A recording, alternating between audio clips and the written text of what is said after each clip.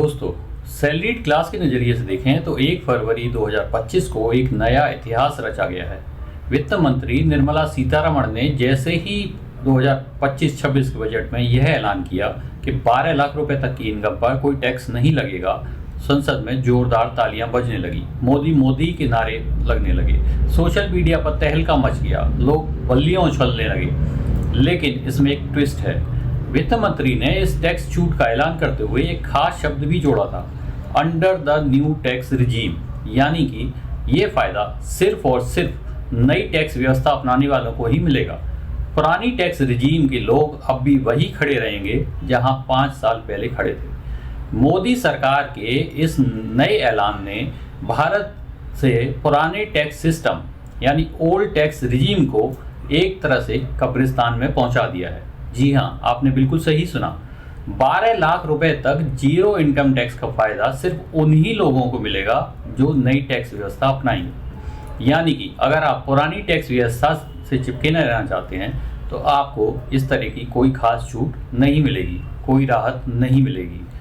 अब जरा देखिए, पुरानी टैक्स व्यवस्था और नई टैक्स व्यवस्था के बीच का असली अंतर क्या है और आपके लिए ये कैसे फायदेमंद हो सकता है। पुरानी टैक्स व्यवस्था में सेक्शन 80C, 80D जैसी 70 से ज़्यादा छूट मिलती हैं। Home loan, LIC, PPF, EPF पर आप टैक्स बचत का लाभ भी ले सकते हैं। मेडिकल इंश्योरेंस पर भी आपको टैक्स छूट मिलती है।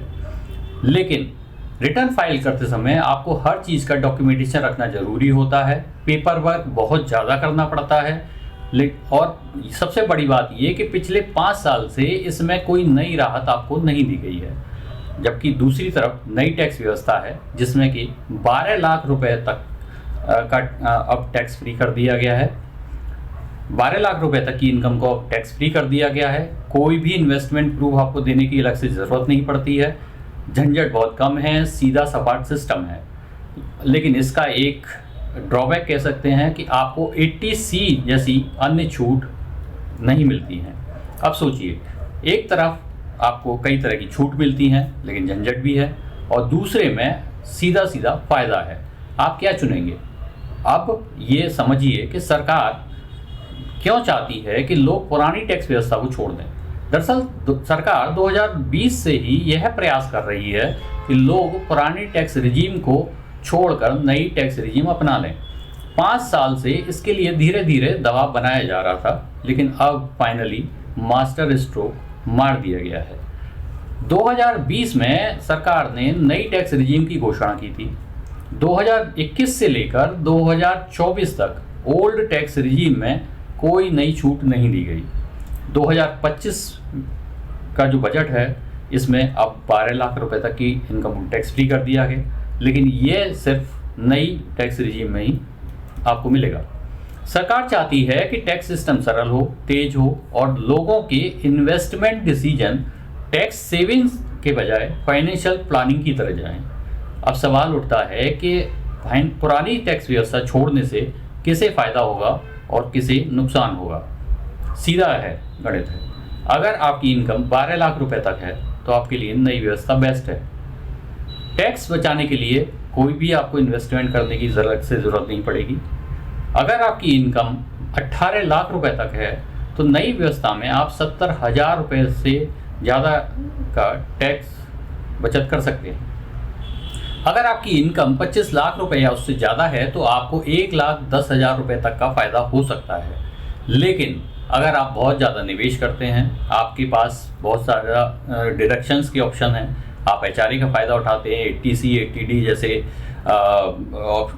निवेश के विकल्पों का फ़ायदा उठाते हैं, पुरानी व्यवस्था आपके लिए अब भी बेहतर हो सकती है इस कंडीशन में। अब सबसे बड़ा सवाल ये है कि क्या सरकार अगले कुछ साल में पुरानी टैक्स रिजीम को पूरी तरह ख़त्म कर देगी?